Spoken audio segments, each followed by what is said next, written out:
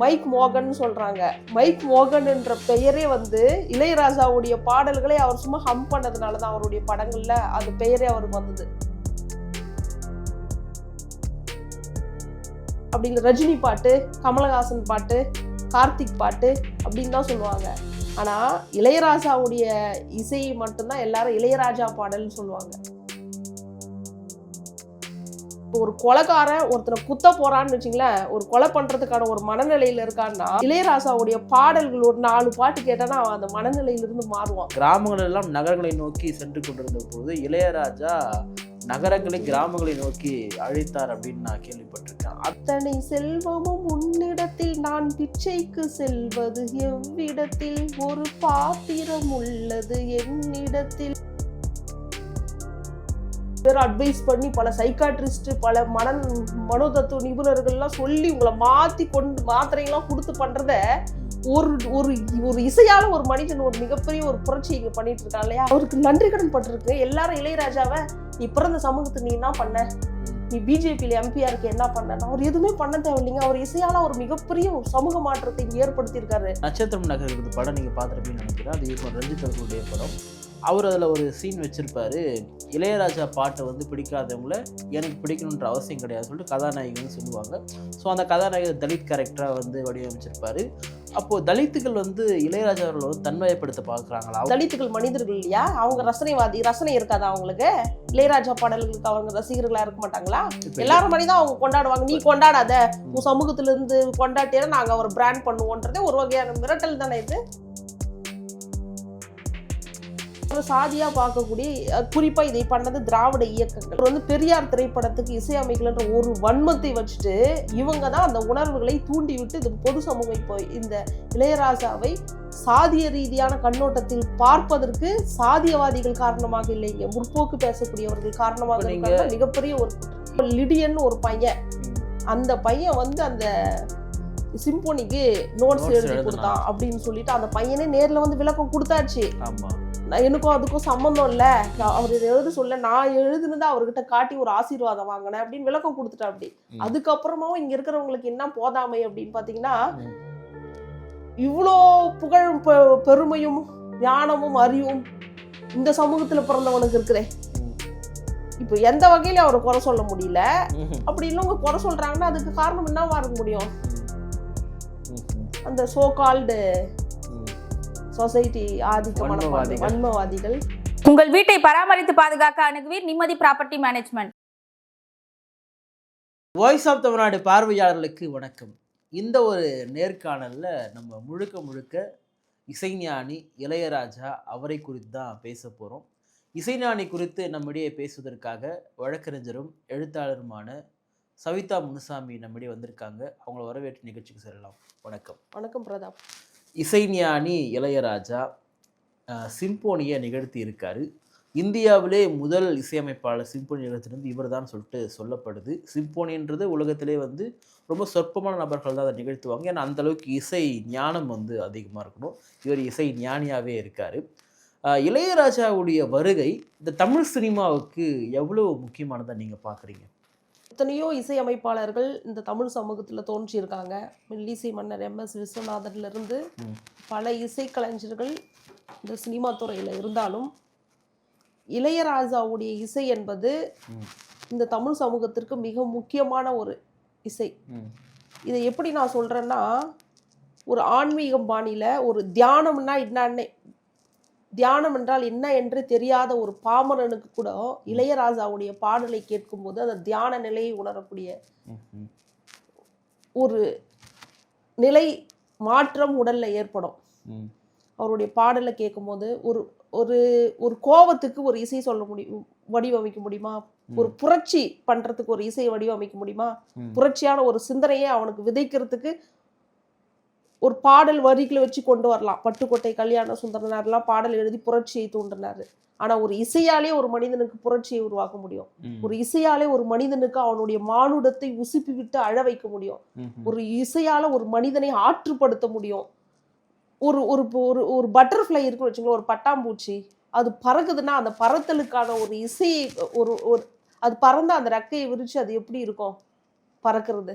அதுக்கு கூட இளையராஜாவுடைய இசை வந்து பாத்தீங்கன்னா இப்படிதான் பட்டர்ஃப்ளை பறக்குமா, அது பறந்தா இப்படிதான் ரசனையா இருக்குமா, எல்லாத்தையும் ரசனையோடு பார்க்க வைத்த ஒரு இசைனா இப்போ நீங்க அந்த 80கள் 90களில் மிகப்பெரிய ஒரு ஆதிக்கம் பண்ணவர் இளையராஜா. அந்த நேரத்துல அவருடைய பாடல்கள் பாத்தீங்கன்னா இப்போ மைக் மோகன் சொல்றாங்க. மைக் மோகன் என்ற பெயரே வந்து இளையராஜாவுடைய பாடல்களை அவர் சும்மா ஹம் பண்ணதுனாலதான் அவருடைய படங்கள்ல அது பெயரே அவருக்கு வந்தது. மோகன் போன்றவர்களாம், கார்த்திக் போன்றவர்கள்லாம், கமலஹாசன் போன்றவர்களாம், ரஜினிகாந்த் போன்றவர்களாம் மிகப்பெரிய ஜாம்பவன்களாகவும் நடிகர்களாகவும் மாறதுக்கு காரணம் ஏதோ அவங்க நடிப்பு திறமை மட்டும் இல்ல, அந்த பாடல். அந்த பாடலுக்கு எல்லாரும் எல்லா படத்துலயும் வந்து பாடல், இவங்க பாடல் அவங்க பாடல் அப்படின்னு, ரஜினி பாட்டு, கமலஹாசன் பாட்டு, கார்த்திக் பாட்டு அப்படின்னு தான் சொல்லுவாங்க. ஆனா இளையராஜாவுடைய இசை மட்டும்தான் எல்லாரும் இளையராஜா பாடல்னு சொல்லுவாங்க. ஏன்னா 80களின் 90களில் மிகப்பெரிய ஆதிக்கம், மிகப்பெரிய ஒரு மாற்றத்தை, மிகப்பெரிய அதாவது ஒரு மனிதன் தற்கொலை மனநிலையில் இருந்தால் கூட அவனை மீட்டு விற்கக்கூடிய ஒரு வல்லமை படைத்ததாக இசைஞானி இளையராஜாவுடைய இசை இருந்திருக்கு. இப்போ ஒரு கொலைக்காரன் ஒருத்தனை குத்த போறான்னு வச்சுங்களேன், ஒரு கொலை பண்றதுக்கான ஒரு மனநிலையில இருக்கான்னா இளையராஜாவுடைய பாடல்கள் ஒரு 4 பாட்டு கேட்டானா அவன் அந்த மனநிலையிலிருந்து மாறுவான். ஒரு தியானத்தை, ஒரு மனிதனை ஆற்றுப்படுத்துவதை, ஒரு செம்மைப்படுத்துவதை, அவனை நெறிப்படுத்தக்கூடிய ஒரு புரட்சியை இளையராஜாவுடைய இசை இங்க உருவாக்கி இருக்குன்னா அது மிகையாகாது. ஒரு இசை புத்தர் போல பாக்குறீங்களா அவரை? ஆமா, நான் எழுதும் போது அவரை இசை புத்தர் தான் எழுதுவேன். எதுக்குன்னா ஒரு தியானத்தை, தியானம்ன்றது வந்து ஒரு கலை. தியானம் வந்து எப்படி இருக்கணும்ன்றதுக்கான ப்ரொசீஜர் இருக்கு. என்ன நிலையில உட்காரணும், எந்த சிந்தனையில இருக்கணும், எதை நோட்டீஸ் பண்ணணும், இப்படிலாம் தியானத்திற்கு சில விதிமுறைகள் இருக்கு. இதெல்லாம் பண்ணாதான் நீ ஒரு தியான நிலையை எட்ட முடியும். பல வகை வள்ளலார் தியானங்கள் இருக்கு, விபஸ்னா தியானங்கள் இருக்கு, பல வகையான தியானங்கள் இங்க கற்றுக் கொடுக்குறாங்க.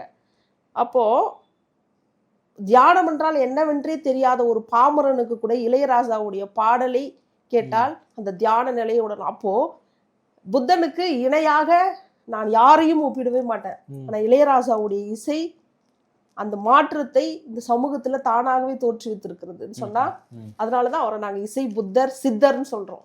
இப்போ இளையராஜா அவருடைய வருகைக்கு முன்னாடி பார்த்தீங்கன்னா விஸ்வநாதன், ராமமூர்த்தி இவங்களோட இசையெல்லாம் தமிழ் சினிமாவில் அதிகமாக இருந்தது. அவங்களுமே நல்ல ஒரு மெலோடியெல்லாம் கொடுத்துருந்தாங்க. ஆனால் அவங்களோட இசைக்கருவிகள்லாம் பார்த்தீங்கன்னா கிட்டத்தட்ட வந்து நம்ம ஒரு ஹிந்தி பட பாணியிலான இசை டோன், அந்த நோட்ஸ்லாம் நம்ம இருக்கிறத உணர்ந்திருக்க முடியும். ஒரு தமிழர்களுக்கான தமிழ் கருவிகளை கொண்டு இசை வந்து வாத்தியம் வாசிச்சிருக்காங்கன்னா ரொம்ப குறைவாக தான் இருக்கும். ஒரு நிலையை மாத்துறாரு இல்லையா, ஒரு மாதிரி தெம்மாங்கு பாட்டு மாதிரி, கிராமத்து பாட்டு மாதிரி அந்த ஒரு சாயலை வந்து கொண்டு வர்றாரு இல்லையா. நான் சமீபத்தில் ஒருத்தவங்க சொன்னது தான் இது. கிராமங்களெல்லாம் நகரங்களை நோக்கி சென்று கொண்டிருந்த பொழுது இளையராஜா நகரங்களை கிராமங்களை நோக்கி அழைத்தார் அப்படின்னு நான் கேள்விப்பட்டிருக்கேன். அந்த இசையை எப்படி பார்க்குறீங்க? அவருடைய அந்த ஒரு வே ஆஃப் மெத்தட்னு ஒன்று இருக்கு இல்லையா, அதை எப்படி பார்க்குறீங்க? நீங்க பாத்தீங்கன்னா இந்தி மொழியினுடைய பாடல்களுடைய ஆதிக்கம் தமிழகத்துல மிக அதிகமா இருந்துச்சு. அந்த நேரத்துல நிறைய பேர் வந்து இந்த கியாபாத் அந்த பாடல்லாம் இங்க இருக்கிற பாமரனும் முணுமுணுத்துன்னு இருந்தான், ஹிந்தியே தெரியாத தமிழன் கூட.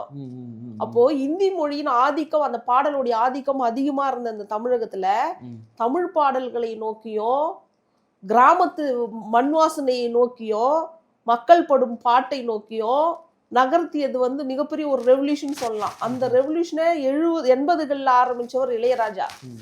ஆயிரக்கணக்கான பாடல்கள் அவர் இசையமைச்சிருக்கிறார். ஒவ்வொரு பாடலுக்கும் ஒரு ஆராய்ச்சி பண்ணலாம். அந்த அளவுக்கு மனித உணர்வுகளை எழுத்து வடிவில் சொல்ல முடியாத மனித உணர்வுகளை வந்து அவனை ஆற்றுப்படுத்தி அவனை அழ வைக்கிறது, குற்ற உணர்வு கொள்ள வைக்கிறது, அன்பு, காதல், புரட்சி, நட்பு, சோகம், பாசம், தோல்வி, புரட்சி, இதுக்கு எல்லாத்துக்குமே தனித்தனியா அவர் வந்து இசையமைச்சிருக்கிறது வந்து அது அவர் மிகப்பெரிய ஒரு டாக்டர் பட்டம் ஆராய்ச்சி பண்ண வேண்டிய ஒரு ஆராய்ச்சி மாணவர்கள் ஆராய்ச்சி பண்ணக்கூடிய அளவுக்கு அவருடைய இசை வந்து ஞானம் வந்து ஒவ்வொரு பாடல்லையும் ஒரு விதமான உணர்வுகளை நமக்குள்ள தோற்றுவிக்கும்.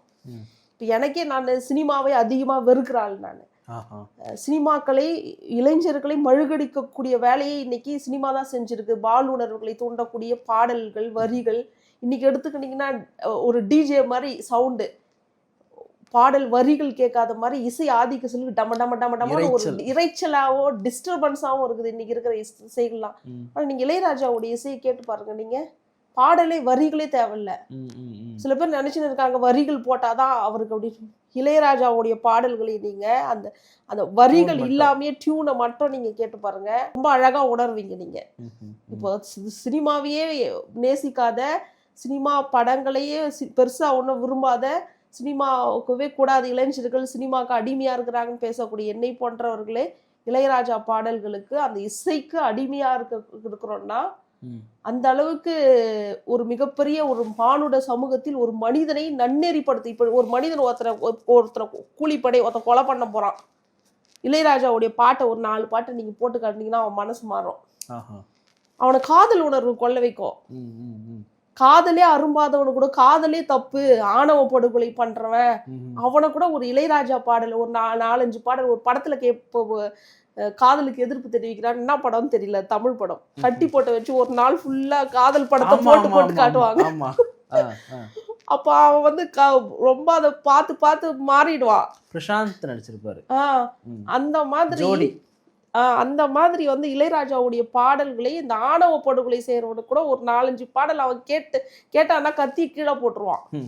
அந்த அளவுக்கு மனிதனை மானுடத்தை செம்மைப்படுத்தக்கூடிய, மானுடத்தை உசுப்பி விடக்கூடியது எல்லாமே மானுடத்துக்கு திரை போட்டுதான் வாழ்ந்துட்டு இருக்கான், மிருகத்தனமா வாழ்ந்துட்டு இருக்கான். அந்த மனிதனை மனதை அழகாக்கக்கூடிய கவிஞர் பழனி பாரதி சொல்வார், இவ்வுலகையால புல்லாங்குழல் செங்கோல் தேவையில்லை, புல்லாங்குழல் ஒன்றே போதும் என்று நிரூபித்த உலகத்தின் ஆகச்சிறந்த படைப்பாளி இசைஞானி இளையராஜான்னு சொல்லியிருப்பாரு. செங்கோல் தான் தேவை கிடையாது, தேவையில்லை, புல்லாங்குழல் ஒன்றே போதும் அப்படின்றத உலகுக்கு பறைசாற்றியவர் இளையராஜா. இளையராஜா வந்து ஒரு இசையமைப்பாளர். அவரை ஏன் நீங்கள் வந்து கடவுள் அளவுக்கு ஏன் கொண்டாடுறீங்க? அவர் வந்து ஒரு பயங்கரமான ஒரு தெய்வீக ஒரு பிறப்பு அப்படின்ற மாதிரிலாம் சொல்கிறீங்க அப்படின்லாம் சில அவங்களுடைய ரசிகர்கள் பற்றின ஒரு கேள்வி இருக்குல்ல. எல்லாரும் மாதிரி தானே அவர் ஒரு இசையமைப்பாளர், அவருக்கு மட்டும் ஏன் ரொம்ப ஓவர் ஹைப் வந்து கொடுக்குறீங்க, என்ன காரணம்னு கேட்குறாங்க. என்ன காரணம்னா இது வார்த்தைகளால் விவரிக்க முடியாத ஒரு உணர்ச்சி நிலை. இது உள்ள பெருக்கு. இப்போ கடவுளையே காணாத, இப்போ கடவுளே இல்லை என்று சொல்லக்கூடிய எங்களால் கூட இளையராஜாவுடைய அந்த இசையில வந்து நாங்க ஒரு இனம் புரியாத உணர்வை, ஒரு பரவச நிலைன்னு சொல்லுவாங்க இல்லைங்களா, பரவச நிலை, கிளர்ச்சி, அதீதம், அந்த அதீதமான உள்ளக்கிடங்கு, உணர்ச்சி பிழம்பு, ஒரு ஆற்றுப்படுத்துதல், செம்மைப்படுத்துதல், மனதை பக்குவப்படுத்துதல், மனதை தன்மையப்படுத்துதல், நம்மளை நாமளே ரியலைஸ் பண்றது, மனித மனதை அழகாக்கக்கூடிய வல்லமை இளையராஜாவுடைய இசையில இருக்கிறதுனாலதான் நாங்க அவர் வந்து ஒரு கடவுள்னா, நீங்க கடவுள் ஆழ்மனதின் உள்ளே கடவுள்னா என்ன பொருள், கடை கூட்டல் உள், ஆழ்மனதின் உள்ளே கடை. நாம இப்போ உலக போக்கா வாழ்ந்துட்டு இருக்கோம், எதையோ பேசிட்டு இருக்கோம், பணம் பொருள் எதையோ தேடி ஓடி இருக்கோம். அத்தனை செல்வம், ஒரு பாடல் இருக்கும், அத்தனை செல்வமும் உன்னிடத்தில் நான் பிச்சைக்கு செல்வது எவ்விடத்தில், ஒரு பாத்திரம் உள்ளது என்னிடத்தில், பொருளுக்கு அலைகின்ற பொருளற்ற வாழ்வும் துரத்துதே என்னை துரத்துதேன்னு ஒரு பாடல். அந்த பாடலை முழுசா நீங்க கேட்டு பாருங்க. பிச்சை பாத்திரம் ஏந்தி வந்தேன், அந்த பாடலை நீங்க கேட்டு பாருங்க, உங்களுக்குள்ள என்ன சேஞ்சஸ் நடக்குது பாருங்க. எனக்கு அந்த பாடலை கேட்டோன்னா ஒரு மணி நேரம் தியானம் பண்ண அந்த உணர்வு எனக்குள்ள உருவாகுது. அந்த பாடலை நான் அடிக்கடி கேட்பேன். ராகவேந்திரா படத்துல நீங்க அந்த பாடலை கேட்டு பாருங்க. நம்ம இந்து மதத்தை எதிர்க்கிறவங்க தான், நான் கடவுள் இல்லைன்னு சொல்லவதான். ஆனா அந்த ராகவேந்திரா படத்துல இளையராஜாவுடைய இசைக்காண்டி அந்த பாடலை நீங்க கேட்டு பாருங்க. உங்களுக்கு ஒரு டிவைன், ஒரு ஸ்பிரிச்சுவல், ஒரு காலையில ஒரு பிளசண்டான பீஸ்ஃபுல்லான ஒரு எல்லாத்தையும் மறந்து, டிஸ்டர்பான ஒரு மனநிலையை கூட மறந்து ஒரு தியான நிலைக்கு நீங்க போயிடுவீங்க. இப்போ நான் சொல்றேன், இந்த பிக்ஷை பாத்திரம் பாடலும் ராகவேந்திரா பாடலையும் தினமும் நீங்க காலையில இருந்து ஒரு வாட்டி கேட்டு பாருங்க. உங்களுக்குள்ள என்ன சேஞ்சஸ் நடக்குதுன்னு பாருங்க. அந்த சேஞ்சஸ் நீங்க போய் தனியா ஒரு தியானம் கற்று பல நூல்களை படித்து நீ பல பேர் அட்வைஸ் பண்ணி, பல சைக்காட்ரிஸ்ட், பல மனோதத்துவ நிபுணர்கள்லாம் சொல்லி உங்களை மாத்தி கொண்டு மாத்திரைகள்லாம் கொடுத்து பண்றத ஒரு இசையால ஒரு மனிதன் ஒரு மிகப்பெரிய ஒரு புரட்சி இங்க பண்ணிட்டு இருக்கான் இல்லையா. இது அவருக்கு நன்றி கடன் பட்டிருக்கு எல்லாரும். இளையராஜாவை நீ பிறந்த சமூகத்துக்கு நீ என்ன பண்ண, நீ பிஜேபியில எம்பியா இருக்க என்ன பண்ண? அவர் எதுவுமே பண்ண தேவையில்லைங்க. அவர் இசையால ஒரு மிகப்பெரிய ஒரு சமூக மாற்றத்தை இங்க ஏற்படுத்தியிருக்காரு. பல கொலை குற்றங்களை தடுத்திருக்கிறாரு, பல பாலியல் பலாத்காரங்களை தடுத்திருக்காரு. அவர் இசை மனித மனங்களை அழகாக்கி இருக்கிறது, ஒரு கோபத்தை கட்டுப்படுத்தி இருக்குது, ஒரு ஒரு ஒரு குடும்ப உறவுகள்னா என்னான்னு அது கிளர்ச்சி அடைய வச்சிருக்குது.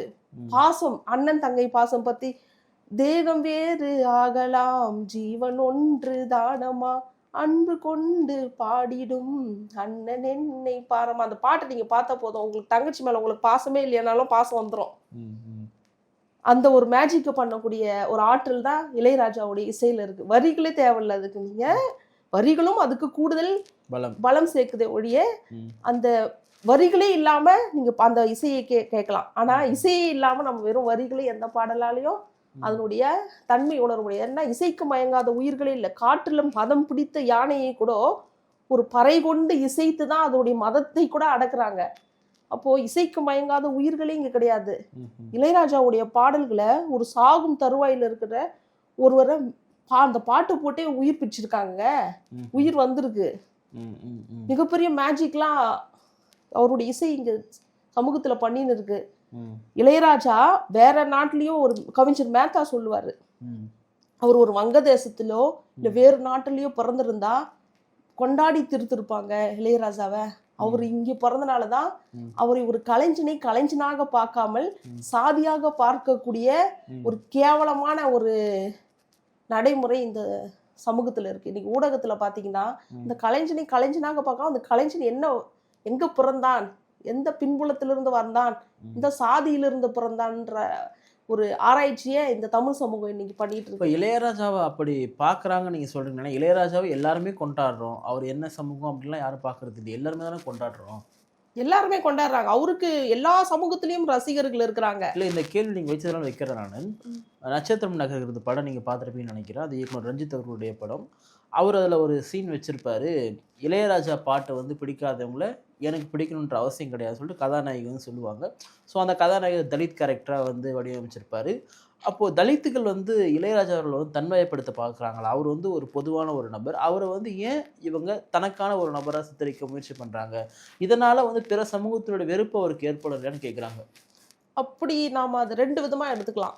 ஒண்ணு வந்து தனக்கான ஒரு குடுவைக்குள்ள அவரை அடைக்க வேணாம், ஒரு கலைஞனாக பார்க்க வேண்டும். தனக்கானவன், தன்னுடைய சமூகத்தில் இருந்து பிறந்தவன் என்று நாம் அவரை வந்து எல்லாராலும் கொண்டாடப்படுகின்ற ஒரு உச்சத்தில் இருக்கிற நபரை நாம ஒரு குடுவைக்குள்ள அடைக்க வேணாம். சேம் டைம் இது வேற மாதிரியாவும் நம்ம பார்க்க வேண்டிய தேவை இருக்கு. இந்த சமூகம்னாவே இப்படிதான் அப்படின்னு சொல்லி ஒரு ஒரு ஒரு ஸ்டிக்கர் ஒட்டுற, ஒரு பிராண்ட் பண்ற இந்த சொசைட்டி மத்தியில என்னுடைய சமூகத்தில் இவ்வளவு பெரிய ஞானி பிறந்திருக்கிறான், இந்த சமூகத்துல இவ்வளவு பெரிய ஆற்றல் வாய்ந்தவர்கள் உருவாகி இருக்கிறார்கள். இப்ப என்னுடைய புத்தகத்திலேயே சேரி பெண் பேசுகிறேன்னு எழுதினேன். ஏன் நீங்க சேரி பெண் பேசுகிறேன்னு எழுதுன, அசிங்கமா இல்லையான்னு கேட்டாங்க. சேரி பெண் கலை பேசுவாள், இலக்கியம் பேசுவாள், அரசியல் பேசுவாள், உலக அரசியல் பேசுவாள் என அனைத்திலும் அவளுடைய பார்வை மிகவும் பறந்துபட்டதாக இருக்குன்றதுக்கு இந்த சேரி பெண் உதாரணமா நான் இருக்கேன். அப்படின்றத நான் சொல்லத்துக்கு என்னுடைய அடையாளத்தை நீ இழிவுபடுத்தி வச்சிருக்கிற. பொது சமூகம் இவங்க இப்படிதான் ஒரு பிராண்ட் பண்ணிருக்கு. அதுல இருந்து நீங்க பிராண்ட் பண்ற மாதிரி நான் இல்ல, நான் வேற மாதிரியானவள், நான் என்னுடைய பார்வை மிகவும் பறந்துபட்டது, ஆனா நான் அங்கிருந்து தான் வர்றேன், சேரியில இருந்து தான் வர்றேன் அப்படின்னு சொல்றதுக்கு இது தேவைப்படுது. அதான் கேட்குறேன், இளையராஜா அவர்களை தலித்துகள் கொண்டாட வேண்டிய அவசியம் இங்க இருக்கான்னு கேட்குறேன். அப்படி நீங்க ஏன் பிராண்ட் பண்றீங்க? இவங்க தான் கொண்டாடணும், அவங்க தலித்துகள் மனிதர்கள் இல்லையா? அவங்க ரசனை இருக்காதா அவங்களுக்கு? இளையராஜா பாடல்களுக்கு அவங்க ரசிகர்களா இருக்க மாட்டாங்களா? எல்லாரும் மணிதான் அவங்க கொண்டாடுவாங்க. நீ கொண்டாடாத, உன் சமூகத்துல இருந்து கொண்டாட்டினா நாங்க அவர் பிராண்ட் பண்ணுவோன்றதே ஒரு வகையான மிரட்டல் தானே இது. அது தவிர அவர் எல்லாருக்குமானவர். அவர் ஒரு ஒரு சாதியாக இவங்களும் பார்ப்பது தவறு, அவர்களும் பிராண்ட் பண்றது தவறு. சொல்லப்போனா இளையராஜாவை தலித்துகளை விட பல சாதியினர்கள் அதிகமா கொண்டாடக்கூடியவர்களும் இருக்கிறாங்க. இப்ப இந்த சோசியல் மீடியா, அந்த படிச்ச சமூகம் தான் வந்து அவரை சாதியா பார்க்கக்கூடிய, குறிப்பா இதை பண்ணது திராவிட இயக்கங்கள். அவர் வந்து பெரியார் திரைப்படத்துக்கு இசையமைக்கலன்ற ஒரு வன்மத்தை வச்சுட்டு இவங்க தான் அந்த உணர்வுகளை தூண்டி விட்டு இந்த பொது சமூகம் இப்போ இந்த இளையராஜாவை சாதிய ரீதியான கண்ணோட்டத்தில் பார்ப்பதற்கு சாதியவாதிகள் காரணமாக இல்லைங்க, முற்போக்கு பேசக்கூடியவர்கள் காரணமாக இருக்காங்க. மிகப்பெரிய ஒரு குற்றம். இளையராஜா அவர்களுக்கு இசைஞானின்ற பட்டத்தை கொடுத்தவரே வந்து திரு கருணாநிதி அவர்கள் தானே.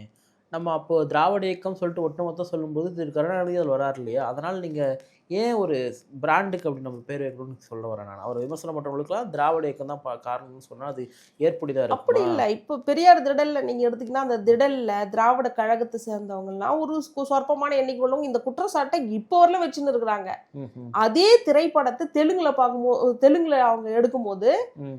ஈவேரா ராமசாமி நாயக்கர் ஆஹா. அப்படின்னு பேர் வச்சிருக்காங்க. அது எவ்வளவு பெரிய தப்பு? ஏன் நீ சாதியை சொல்லுற அவர்கிட்ட பெரியாருக்கு? அங்கே மார்க்கெட் அங்க பண்ணணும். மார்க்கெட் பண்றதுக்கு அவர் யாருன்னு அறிமுகப்படுத்துறதுக்கு ராமசாமி நாயக்கர்ன்ற தமிழ்ல நீ பெரியாருன்னு சொல்ற. அப்போ நீ ஏன் அங்க தவறா இருந்துட்டு இளையராஜாவை வந்து இசையமைக்கலன்றத ஒரே ஒரு காரணத்தை வச்சு அதுக்கு அவர் விளக்கமும் கொடுத்துட்டாரு பல பத்திரிக்கையில. விளக்கம் கொடுத்த பின்னாடியும் இது ஒரு வன்மத்தை வச்சுட்டு இவங்க விதைத்ததுதான் பொது சமூகம் அந்த கண்ணோட்டத்தில் இல்லாமல் வெறும் ரசனையா கேட்டுட்டு இருந்தாங்க அவருடைய பாடல்களை. இப்ப வேற யாரோ இசையமைச்சது சில பேர் சொல்றாங்க, வேற யாரோ இசையமைச்சது கூட இளையராஜா தான்னா இசை ஞானி இளையராஜா கிட்ட இருந்து பல பேர் திருடி திருடி அவருடைய டியூன் எல்லாம் போட்டிருக்கிறாங்க. ஆனா அதை வச்சு இப்போ லிடியன் ஒரு பையன், அந்த பையன் வந்து அந்த சிம்போனிக்கு நோட்ஸ் எழுதி கொடுத்தான் அப்படின்னு சொல்லிட்டு அந்த பையனே நேர்ல வந்து விளக்கம் கொடுத்தாச்சு. ஆமா, எனக்கும் அதுக்கும் சம்பந்தம் இல்ல, அவர் எழுத சொல்ல நான் எழுதுனதா அவர்கிட்ட காட்டி ஒரு ஆசீர்வாதம் வாங்கினேன் அப்படின்னு விளக்கம் கொடுத்துட்டா. அப்படி அதுக்கப்புறமாவும் இங்க இருக்கிறவங்களுக்கு என்ன போதாமை அப்படின்னு பாத்தீங்கன்னா, இவ்வளோ புகழ் பெருமையும் ஞானமும் அறிவும் இந்த சமூகத்துல பிறந்தவனுக்கு இருக்கிறேன். இப்ப எந்த வகையில அவரை குறை சொல்ல முடியல. அப்படி இன்னொங்க குறை சொல்றாங்கன்னா அதுக்கு காரணம் என்னவா இருக்க முடியும்? அந்த சோ கால்டு சொசைட்டி ஆதிக்க மனப்பான்மை, வன்மவாதிகள், சாதியவாதிகள். அந்த சாதியவாதிகள், அந்த விஷமிகள், அந்த வன்மவாதிகள்ல வெறும் சாதியவாதிகளா இருந்தா மட்டும் அதுல முற்போக்கு வியாதிகளும் இருக்கிறார்கள் என்பதுதான் இங்க வெட்கக்கேடானது. இப்போ இளையராஜா அவர்கள் வந்து இன்னைக்கு ஒரு ராஜ்யசபா எம்பி. ராஜ்யசபா எம்பின்றது ஒவ்வொரு துறையிலும் வந்து யார் சிறந்தவர்களோ அவங்களுக்கு ஜனாதிபதி அவர்களால் கொடுக்கப்படக்கூடிய ஒரு நிலை தான் ராஜ்யசபா எம்பி.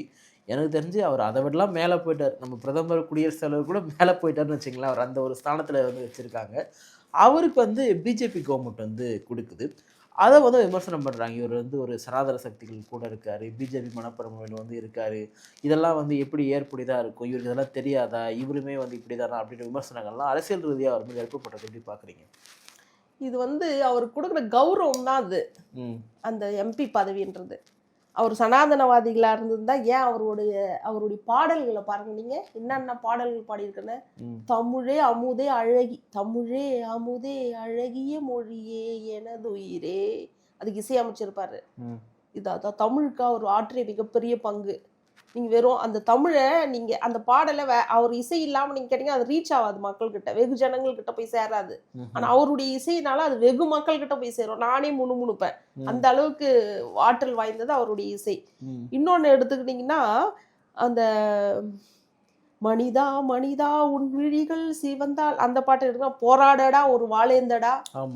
இந்த பாடல்லாம் வந்து நீங்க போய் நான் ஒரு சமூகத்துல ஒரு பயிற்சி வகுப்பு கொடுத்து ஒரு மனிதனை அவனை அரசியல் படுத்தணும், அவனை புரட்சி பாதைக்கு இட்டு வரணும்னு பல சித்தாந்தங்கள் கொள்கைகளை பயிற்சி கொடுத்து நான் பல மாதங்கள் ஆண்டுகள் நான் அவனை தயார்படுத்துறத இந்த ஒரு பாடல் போட்டா அவனுக்கு மயிர்கூச்சம் அடையும், ரெவல்யூஷன் மனப்பான்மை வரும்.